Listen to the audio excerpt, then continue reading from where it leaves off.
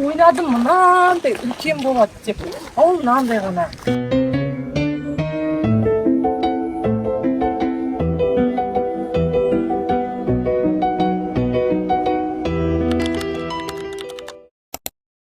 Біз кішкентай Нарбон деген қалашықта 1 сағат пересадкамызды күттік. Қазір пойызымыз келеді. Сосын Парижға дейін барамыз. Міне келе жатыр. Артта міне вокзал кішкентай. Біздің проводник кісі. Прямо 2 этажды пойыз екен. Кеттік, мында отырамыз ба? Ой. Чемодандарды қасып қойып алсын. J'ai eu Jacques. Alors, il me dit, je viens à quelle heure? 14. Señoras y señores. 3 heures. Бірінші этажда да бар туалет. Қазір 2-ші этажға көтерілеміз. 2 этажды самолеттарды көрдім, бірақ 2 этаж пойыздарды көрмедім. Мұнда да бар. Аны көрдіңіздер ма? Жағында вагон, тура біздік сияқты. Мына жағында ресторан сияқты. Ресторан емес, тамақ алатын орын. Адам көп, очередь, мұнда меню бар.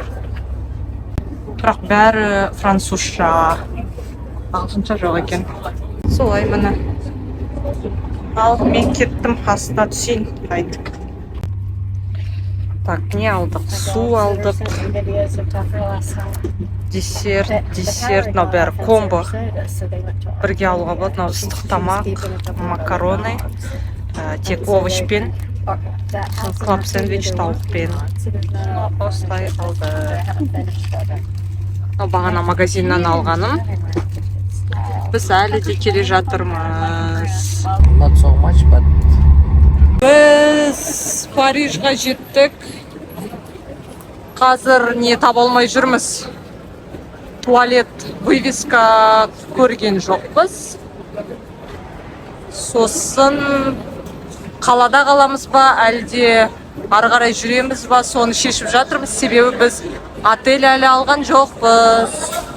Европа мемлекетінде вокзалдарда адам өте көп, себебі бұларда пойызбен жүру дамыған самолетке қарағанда.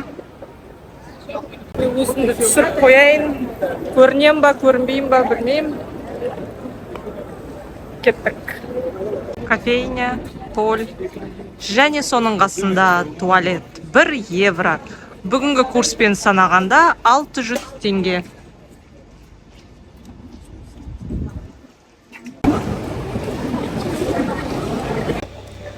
«45 минут машинаны арендаға беретін жерді іздедік. Келдік, жарты сағаттай оформляция еттік бәрін. Машинаны алдық, енді бұйырса жолға шығайық деп жатырмыз. Пробка уақытына түсіп қалдық. Не істейміз енді? Қазір көреміз. Прям час пик қой қазір.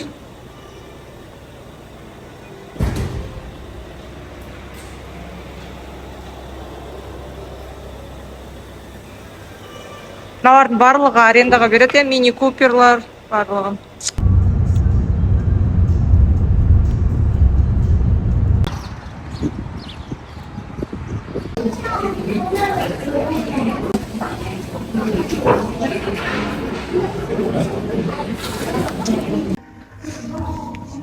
Францияның Тур дейтін қаласына келдік.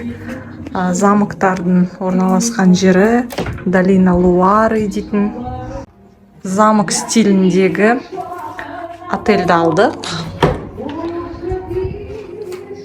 Тап-таза, күшті бір иіс шығып тұр. Міне, Шато Бельмонт деп аталады. М. Гаухар деп жазып қойыпты. Мен фамилиямды жазу ұзақ шығар бұларға. Шато дейтін французша ол замок дегенді білдіреді. Мына жақта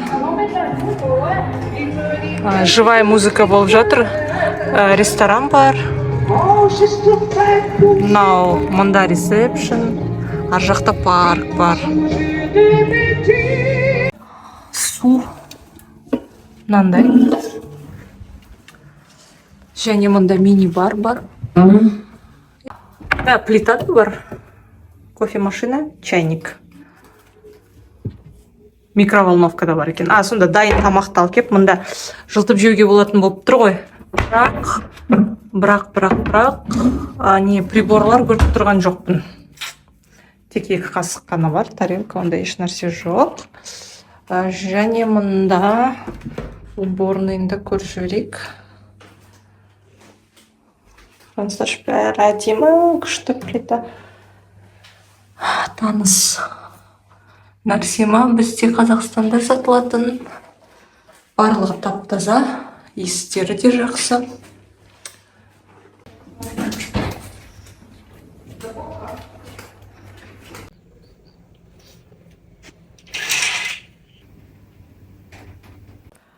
Сонымен Тур қаласына жеттік. Күшті, әдемі, тарихи отельден номер алдық, және таңғы асымызды ішіп болдық. Дәмді, бәрі жақсы. Артымда көрдіңіздер ма, қандай бақша бар. Қасындағы жергілікті тұрғындармен бірге жағаласып, мен де сөйлеп отырмын. Жалпы айтқанда атмосферасы күшті, тыныш, қаладан тыныш, жерде демалатын жер екен. Байқағаным бірде-бір туристі көрген жоқпын. Барлығы өздерінің француз тілдерінде сөйлеп жатқан адамдар. Күн бүгін ыстық, күшті бүгін. Және қазір жоспар бойынша айналадағы замоктарды көруге барамыз. Міне мына жер тарихи ғимарат.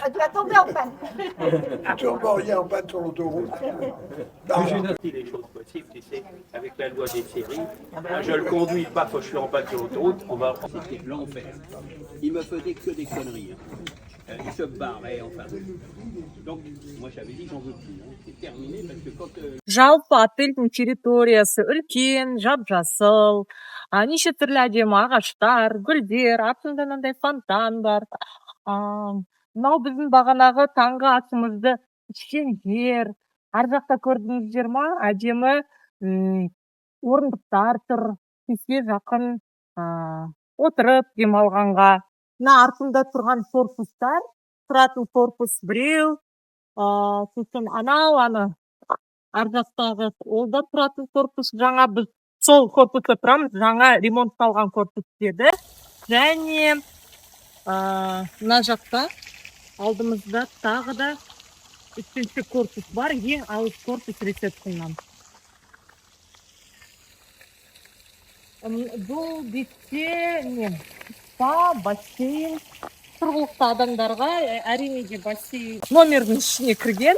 Және де тағы бұл отельдің бір плюсы, бұл кішкентай қала болғаннан кейін көбісі автомобиль машинамен келеді, а бұлда парковка бар.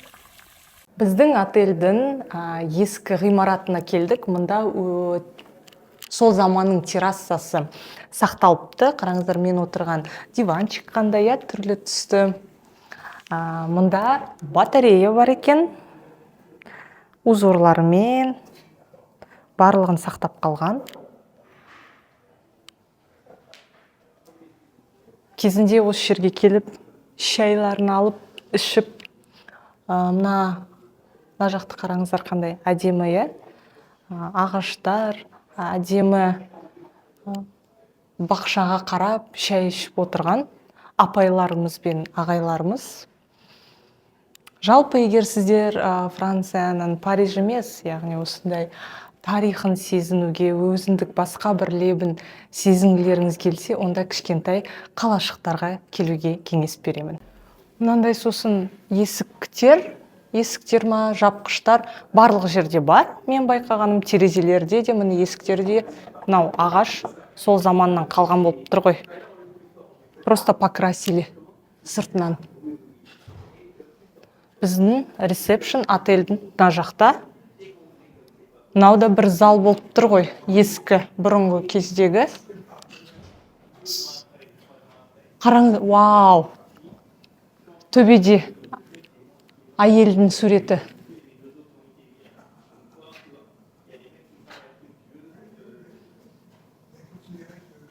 Мынаның терезелері қалай ашылады, сонда? Анау былай, иә? Былай сосын анау жауып қойған ғой, негізі өйстіп ашылатын болып тұр ғой. Ух ты ж, күшті екен.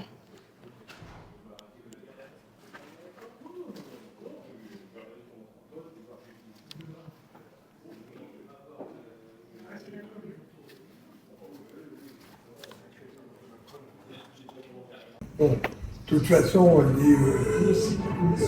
moi j'ai pas fait. Францияның базарына келдік.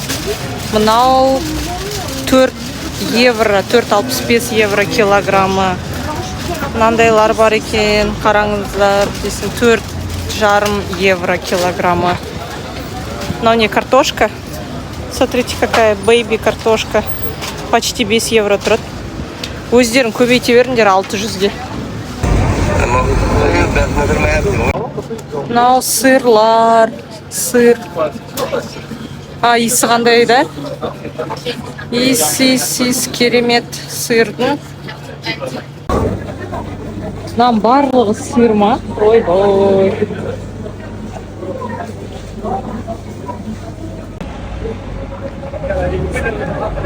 Мен мынандай дәмді малинаны өмірімде жеп көрмегенмін.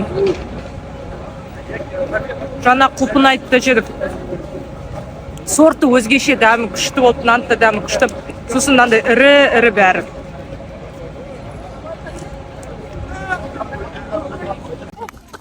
Біз замок Шенонсоға келдік. Бұл тек әйелдердің замығы ғана болыпты. Тура кинодағыдай, иә, жол. Жүріңіздер, замыққа барайық. Мен ойладым, мынандай үлкен болады деп. Ол мынандай ғана. Біз замок Шенонсоға жеттік. Турдан 40 минут машинамен жүреміз. Территориясы үлкен, жап-жасыл. Бірақ замок мен ойладым. Замок болады деп, бірақ кішірек екен енді. Сосын бұл замоктың иегерлері тек әйелдер болған екен. Молодцы. Бірақ судың бәрі андай водоросли болып кетіпті. Ар жағында фонтан бар. Нелер, бақшалары көп екен. Әр иегер әйел өзінің артында із қалдыру үшін әр қайсысы сат жасаған ғой, бақша жасаған. Күшті кеттім ба мен? Замок толықтай суда орналасқан. Өзеннің үстінде. Мынау біз қазір кіретін жері. Крик ішіне. Салқынға крик бүгін ерекше ыстық болып тұр. 5 кило, 2 кило дейтін бе? 1 кило дейтін. Мында қояды. Мынау весит, что ли? Interessant. Ja, kommt sehr alles. Мынау не катать дейтін бе?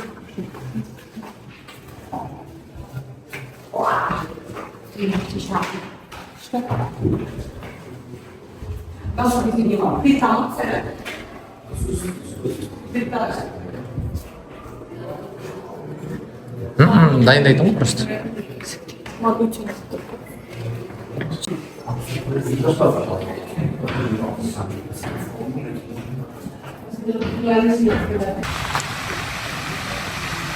Біз замоктан шықтық, тамақ ішіп алдық. Бірінші себеп замокта түсіруге болмайды екен, сондықтан да өкінішке орай мен түсіре алмадым, бірақ маған ең ерекше әсер еткен ол әрине де кухня. Кухнялар ұнады, үлкен, әдемі екен, сосын барып әр жаңағы тұрған әйелдің өзінің жатын бөлмесі, қонақ қабылдайтын бөлмелері. Енді түрлі жерлерде болып жүрміз, шүкір, сондықтан да ұқсас. Кім Стамбулда, Бақша сарайда, немесе сұлтандардың тұратын жерлерінде, сарайларында атын қазір ұмытып тұрмын. Екіншісі Бақша сарайда болған адамдарға енді іші сондай ұқсас негізі. Сосын тағы ағаштары, қараңыздар, қандай ұзын, биік, үлкен, жуан, яғни қанша жылдан бері тұрған ағаштар. Жалпы мына жағынан замок әлде қайда әдемірек алдынан қарағанда. Сосын Бүгін күн ерекше ыстық, сондықтан да мен кішкене жүрегім қағып, біз ертерек шығып кеттік та барып тамақтанып алдық. Мұнда осы замоктың ауласында ресторан бар екен. Адам басына 40 евродан шведский столмен, бірақ тамақтары өте дәмді.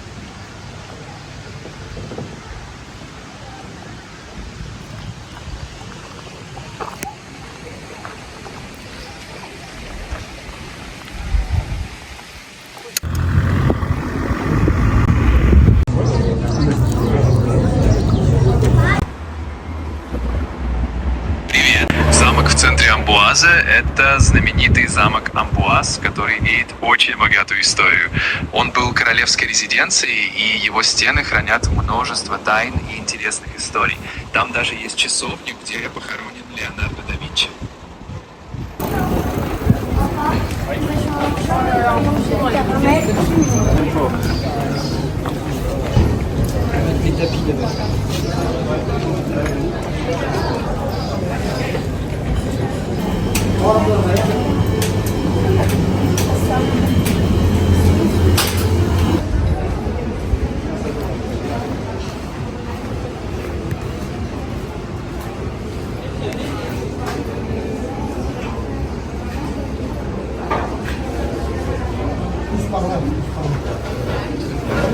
Voilà, là c'est parfait.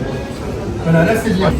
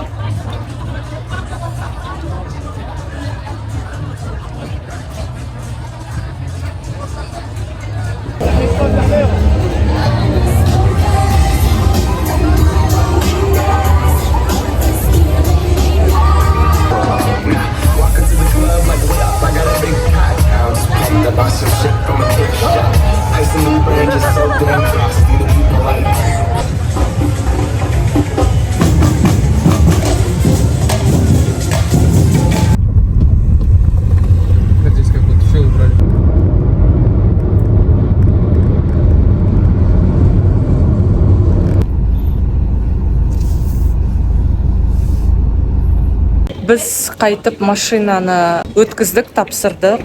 Сол алған жерімізден, вокзалдан. Google Maps картамыз кіретін жерді дұрыс көрсетпей, біз такси, андай арнайы службаның машинасы кіретін жерге кіріп кеттік. Білмеймін, ол үшін штраф бола ма, болмай ма. Бірақ кіріп, сол жерде 20 минут пробкада тұрып қайтып шықтық. Сосын шығып, өзіміз тауып, барып тапсырдық. Енді Америкамен салыстырғанда, менде Америка есімде қалған. Себебі біз ол жерде көп машинаны алған едік. Америкада мүлдем тексермейді, мұнда машинаны толықтай бәрін тексеріп, қабылдап алды. Барлығы электронды, договор барлығы электронды, сонымен тапсырып кеттік. Білмеймін, штраф жайлы еш нәрсе айта алмаймын, себебі бізге еш нәрсе айтқан жоқ жаңағы жерде тапсырған кезде, бірақ депозит қалдырып кеткен болатынымыз, мүмкін сол депозиттан ұстап қалар, депозитті өйткені сразу қайтармайды. Сол депозиттан мүмкін ұстап қалар, егер штраф бір нәрсе болып жатса, оны одан кейін Қазақстанға жеткеннен кейін айтамын. Қандай аэропорт? Шарльде.